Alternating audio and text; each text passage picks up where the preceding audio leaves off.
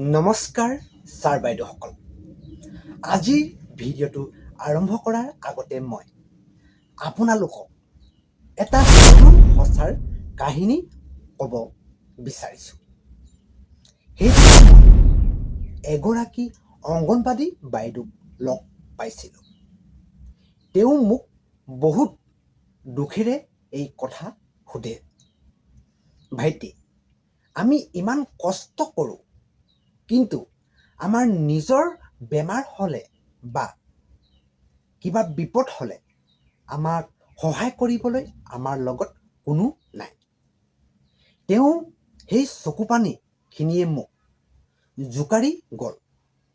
কিন্তু আজি মই সেই বাইদেউগৰাকীক আৰু আপোনালোক সকলোকে এটা বহুত ডাঙৰ আৰু ভাল খবৰ দিব বিচাৰিছোঁ।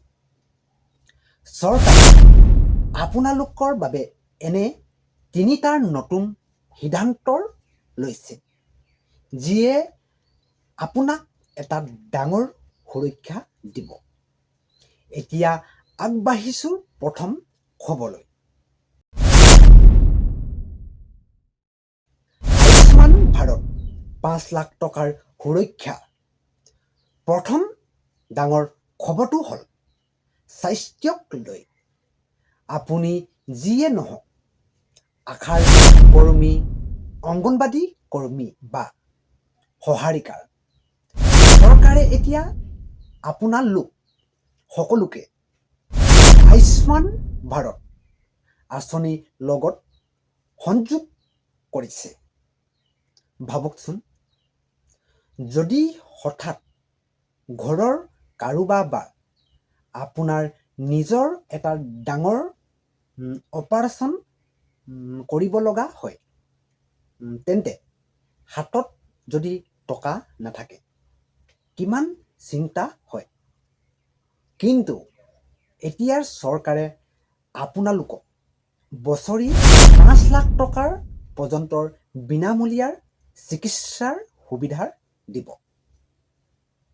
ইয়াৰ বাবে আপুনি মাথো ওচৰৰ যিবিলাক CHC চেণ্টাৰ আছে, সেই কেন্দ্ৰলৈ গৈ আপোনাৰ নামটো তালিকাত আছে নে নাই এবাৰ চেক কৰি ল'ব লাগে।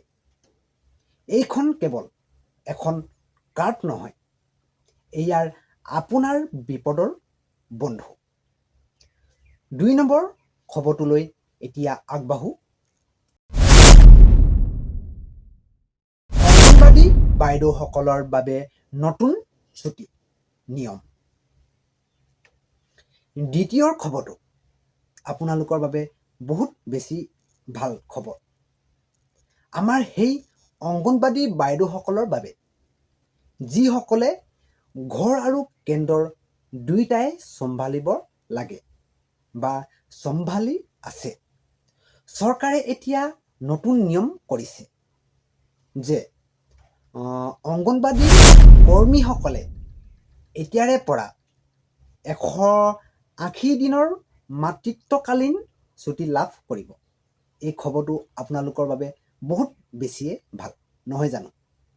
আগতে বহুতো বাইদেউৰ গৰ্ভৱতী অৱস্থাত কাম কৰিবলৈ বহুত কষ্ট হৈছিল, ছুটীৰ বাবে বহুত সমস্যা হৈছিল। কিন্তু এতিয়া চৰকাৰীভাৱে আপোনালোকে এই সময়ছোৱাৰ বিশ্ৰাম ল'ব পাৰিব।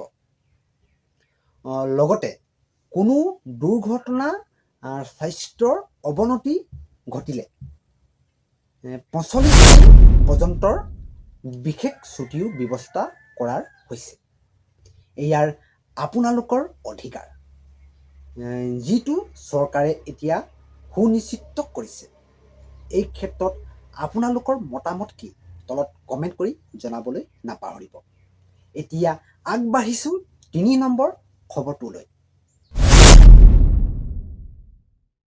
চাকৰিৰ নতুন সুযোগ আৰু পদোন্নতি।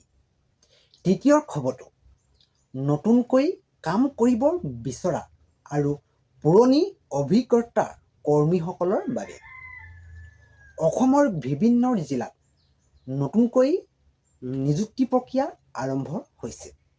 যদি আপোনাৰ ওচৰত কোনোবাই এই কামটো কৰিব বিচাৰে, তেওঁলোকক কওক যে এতিয়া বাছনি প্ৰক্ৰিয়া বহুত স্বচ্ছ হৈছে আৰু যিসকল বাইদেউ 10 বছৰ অভিজ্ঞতা আছে তেওঁলোকৰ বাবে ছুপাৰভাইজাৰ পদলৈ পদোন্নতি 50% কোটা ৰখা হৈছে।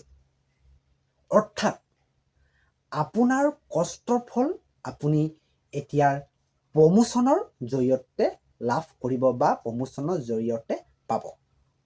ৰন্ধনকৰ্মীসকলৰ বাবেও ID কাৰ্ড আৰু ইউনিফৰ্মৰ পাছত এতিয়া বীমাৰ সুবিধা দিয়াৰ আলোচনা চলি আছে।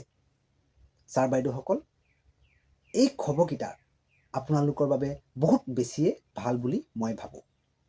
এইখিনিতে আপোনালোকৰ বাবে এটি সৰু অনুৰোধ, যদিহে আপোনালোকে আমাৰ এই চেনেলটো পোন প্ৰথমবাৰৰ বাবে ভিজিট কৰিছে, তেন্তে সকলোৱে আমাৰ এই চেনেলটো ছাবস্ক্ৰাইব কৰি ৰাখক, কিয়নো এনেধৰণৰ গুৰুত্বপূৰ্ণ আপডেটসমূহ মই আপোনালোকলৈ নিতৌ লৈ আহোঁ।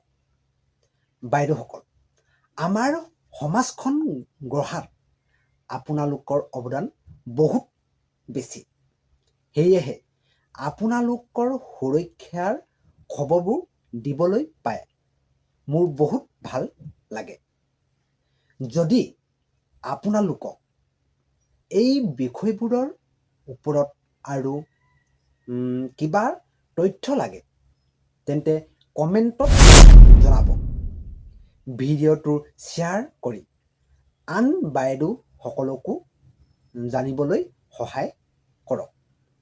আজিৰ বাবে ইমানেই। ধন্যবাদ। জয় আই অসম। এই ভিডিঅ'টোত দিয়া তথ্যসমূহ বিভিন্ন চৰকাৰী ঘোষণাৰ কেবিনেট পত্ৰ আৰু সংবাদ মাধ্যমৰ খবৰৰ ওপৰত আধাৰিত। আমি সঠিক তথ্য দিবলৈ চেষ্টা কৰিছোঁ, যদিও দৰ্শকসকল যিকোনো পদক্ষেপ লোৱাৰ আগতে চৰকাৰী বিভাগ বা অফিচিয়েল পৰ্টেলৰ পৰা তথ্যসমূহ পুনৰ পৰীক্ষা কৰি ল'বলৈ অনুৰোধ জনোৱা হ'ল। এই ভিডিঅ'টো কেৱল শিক্ষামূলক আৰু তথ্যগত উদ্দেশ্যৰ বাবেহে প্ৰস্তুত কৰা হৈছে।